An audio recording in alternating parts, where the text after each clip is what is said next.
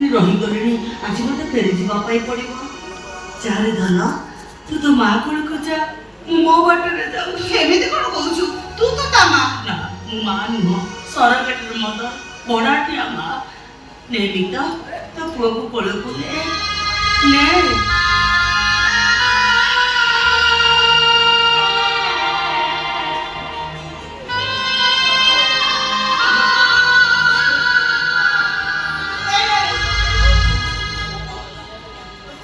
ମୁଁ ଆଗ କୋଳକୁ ନେଇ ପାରିବିନି। ଇଏ କେମିତିଆ କଥା? ମା ଡାକ ଶୁଣିବୁ ବୋଲି ତୁ ତ ମତେ କଲିକତାରୁ ଟିକେ ଡାକି ଆଣିଥିଲୁ।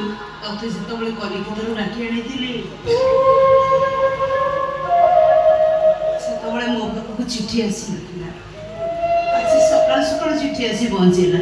ମତେ ଅନେକ ଦୂରକୁ ଯିବାକୁ। ଏଇତ ତୋର ଆଉ ଗୋଟେ ଜାଗାକୁ ଟ୍ରାନ୍ସଫର ହେଇଗଲା। ଏମିତି ଜାଗାକୁ ଟ୍ରାନ୍ସଫର ହେଇଛି ଯେ ଆଉ ଫେରିବିନି। ମିଛ କହୁଛୁ? ତମର ଟ୍ରାନ୍ସଫର ହେଇଗଲା କଥା ମୁଁ ଜାଣିପାରିଲିନି। ତମେ କେମିତି ଜାଣିବ? ଆଜି ସକାଳୁ ତ ଅର୍ଡର ଆସିଲା। ତୋର ଯେତେବେଳେ ଅର୍ଡର ଆସୁଛି ଆସୁ, ମୁଁ ଆଉ ରହିପାରିବିନି। ଲେଉଟ ଆଣିବାକୁ ପରେ ମତେ ପୁଣି ଲେଉଟି ଯିବା ପାଇଁ ପଡିବ। ନାଇଁ ଲୋ ମିତ, ତୁ ଯଦି ଲେଉଟି ଯିବୁ ତାହେଲେ ପିଲାଟା କଥା କଣ ହବ? କିଏ ତା କଥା ବୁଝିବ? କିଏ ତା କେୟାର ନବ? ତୁ ତା କେୟାର ନବୁ, ତୁ ତା କଥା ବୁଝିବୁ। କହିଲି ପରା ମତେ ଅନେକ ଦୂରକୁ ଯିବାକୁ।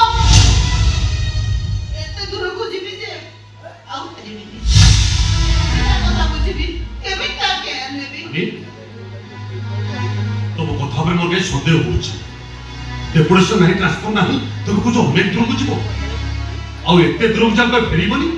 19 ତାରିଖ 19 ଚୁପ୍ ହେଇଗଲୁ କାହିଁକି? କହ ସେ ଦୂର ଜାଗାର ନାଁ କଣ? ତମମାନେ ସେ ଯେତେ ଯାହା ପଚାରିଲେ ବି ମୁଁ ସେ ଜାଗାର ନାଁ ତମମାନଙ୍କୁ କହିପାରିବିନି। କେବେ କହିପାରିବିନି? ତତେ କହିବା ପାଇଁ ପଡିବ।